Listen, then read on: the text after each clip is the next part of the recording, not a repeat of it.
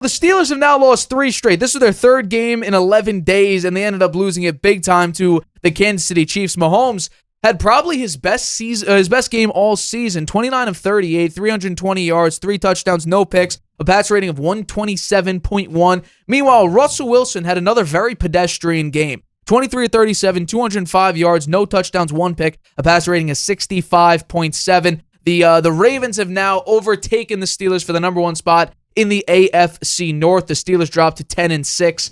This was a big game for both the Chiefs because now they secured the number 1 spot in the AFC, and the Steelers lost their top spot, like I just said, in the AFC North. So I'm curious. This is looking pretty interesting because we talked about at the beginning of the season how difficult these last few games were for the Pittsburgh Steelers, and now it looks like they've hit a decent dry spell now. So I'm wondering, do you think that with the recent lack of success for the Pittsburgh Steelers, that this is lining up for the Steelers to be one and done in the playoffs?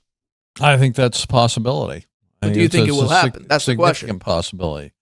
Who will they be going up against, do we think? What's it look like? I think they're the 5 seed, so they'd be playing the Texans if they are the 5 seed. They may be able to beat the Texans. The Texans look pretty poor, too. I mean, look how badly they lost to the Ravens. 31-2. I mean, that was a pitiful game. That was hard to watch. I mean, this game, Kansas City against the Steelers, 29-10, Kansas City. The game was kind of, I'd say Kansas City had it in hand by the end of the first quarter. They were up 13-0. The Steelers scored a touchdown in the second quarter to make it, look like a game. And then in the third quarter, they traded field goals. And then the fourth quarter, Kansas City running away with it with 13 points to make it 29-10. You mentioned the stats for the quarterbacks. I think Russell Wilson looking more like his days with the Broncos than his days with the Seahawks, and his games now with Pittsburgh, having lost 3 in a row now against tough teams. Admittedly, I mean, he lost against Philadelphia, he lost against Kansas City, he lost against the Ravens. Those are all teams that can compete for the Super Bowl. The running game for Pittsburgh still good. I mean, that was going to be their mantra this year, that they could run the ball a lot. And Harris had 74 yards on 13 carries, Warren 71 on 11 carries, and Wilson 55 on 6 carries. They outgained the Kansas City on the ground by a significant amount, but they couldn't stop Mahomes. They had 3 TDs. My takeaway for Kansas City locks up the number 1 seed for the playoffs, rounding into form to make a deep playoff run and potentially win their 3rd Super Bowl in a row. It's the 4th time in 7 years they've won the number 1 seed, and the road to the Super Bowl goes through Kansas City this year. That's going to be tough for any team going in there because it's going to be very cold. Mahomes, he said getting the number 1 seed's like winning a playoff game. Their winning formula: a lot of Mahomes, a dash of Kelsey, a splash of speed, and a defense that quietly goes about its business, even though in this game, Chris Jones was out with a calf injury. And as I mentioned, the Chiefs got up 13-0 and were never really threatened by the Steelers after that. Tomlin, his comment was, that sucked, to be blunt. That's all he had to say about the game. Mahomes now 4-0 against the Steelers, 17 TDs, 1 interception. Kelsey's TD is 77th, passes Tony Gonzalez for franchise record. Only Gonzalez and Jason Witten and Kelsey now have 1,000 receptions as tight ends. I was surprised. I thought Gronk would be up there in that, but he's not. Kelsey wound up eight catches for 84 yards in this game. That's their 3rd win in 11 days. They're probably happy to get a little bit of a rest now before they play the Broncos in their last game. The Steelers have gone 0-3 in the same stretch, losing to Super Bowl contenders, as I mentioned, the Eagles, Ravens, and Kansas City, losing each game by by at least 14 points. That's big, I think. They could wind up starting the playoffs on the road after they had a 2-game division lead 3 weeks ago. Pittsburgh never had the ball with a chance to take the lead in the second half of this game. I predicted the Ravens would catch the Steelers and win the division. It looks like that's going to happen. The Steelers need to beat the Bengals Sunday to regain some momentum. So, do you think that they're one and done?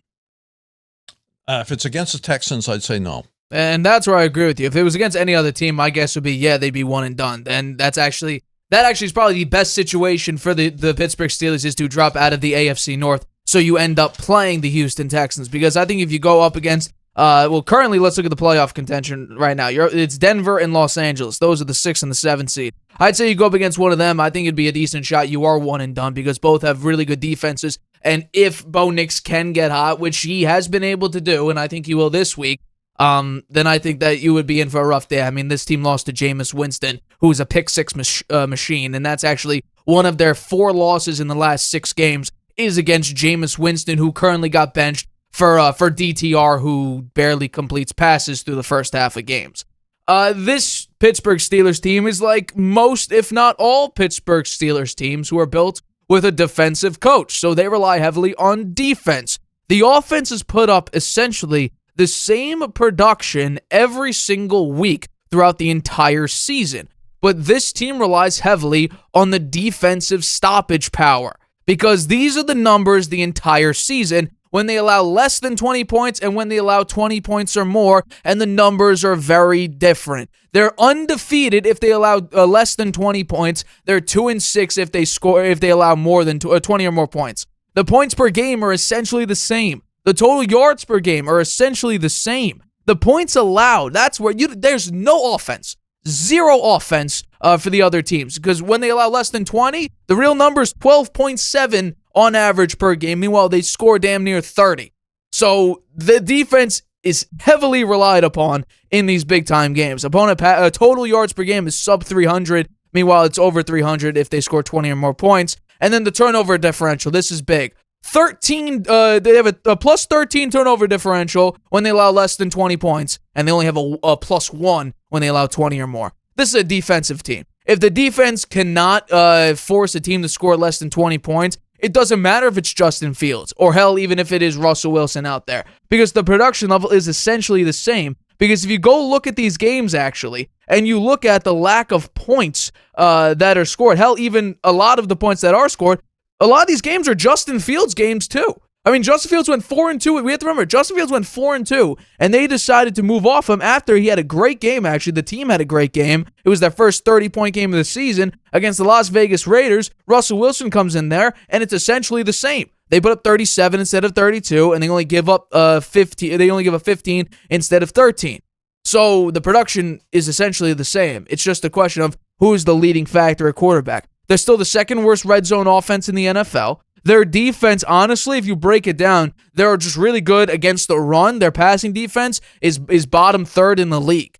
So if you could pass on these guys like the Chiefs did, you're going to have massive levels of success. I mean, the Chiefs absolutely blew them out of the water, and the Chiefs don't really blow a lot of teams out of the water this year. They're the only team with a winning record, at least even a decent record, to score 30 or fewer points in every single game this season. They haven't scored over 30 points a game. In a single game, rather. And yet the Steelers couldn't get anything done. Their defense couldn't stop Mahomes through the air. Kelsey had his best game of the season, arguably. He had 8 catches for 84 yards and 1 touchdown. I mean, like you said, he broke Tony Gonzalez's touchdown record for the Chiefs. So, yes, I think that if it was any other team, Denver, Chargers, even the Texans have a shot, very, very small, but a shot. I think the Steelers will be one and done. But because it is the Texans, I think that they will be able to beat the Texans. My guess is that point spread might be 3.5. The Steelers on the road in that game. I would still give the Steelers maybe a 2.5 point spread, which would be a neutral field 5.5 point spread in favor of the Steelers.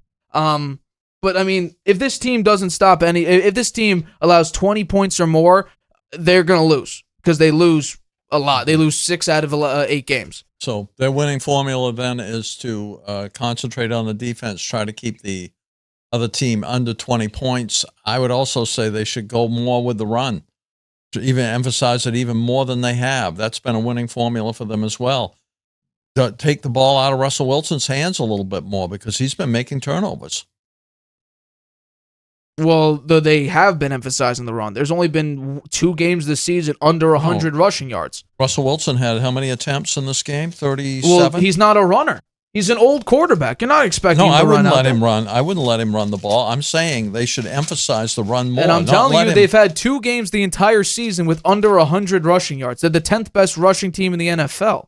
They don't run it at an efficient clip, though. They're 24th in rushing yards per attempt. Russell Wilson threw the ball 30. They're third in rushing attempts this season. But in this particular game, he threw the ball 37 times. Yeah, because the Chiefs had the third best rushing. They're down by 19. They lost by 19 points.